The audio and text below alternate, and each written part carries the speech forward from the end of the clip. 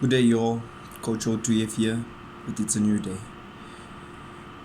Today, I just want to speak out to my fellow Zimbabweans and say to you, put your trust in God. Believe in God because God always has a way.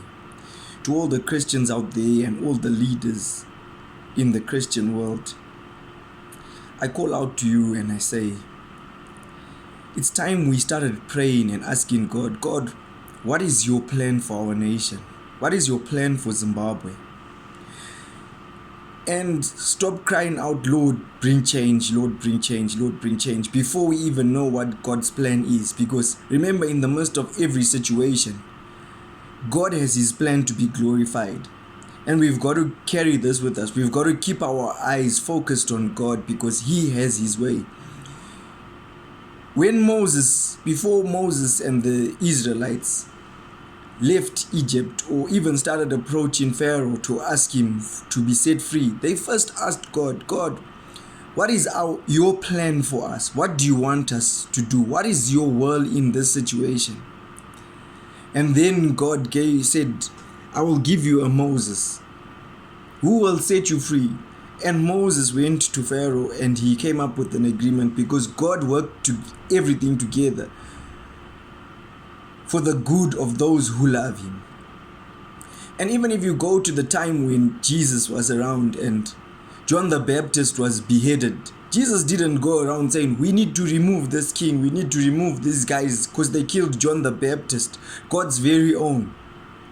No, Jesus kept His eyes focused on the prize. Yes, He wept. But He kept His eyes focused on what God's plan was in the situation. And I think as Zimbabweans, that's what we need to get to is, Lord, what is your plan in this situation that we are going through in Zimbabwe? There's COVID-19 and there's all this. We feel like we're suppressed and we've been robbed and whatever the case may be. But remember that all leaders are placed in authority by God.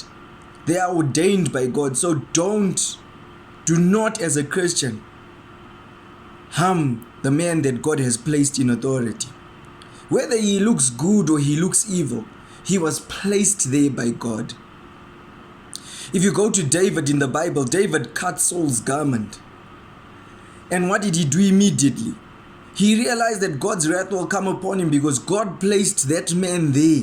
Even though he wasn't the best man or whether he was the best man for that time.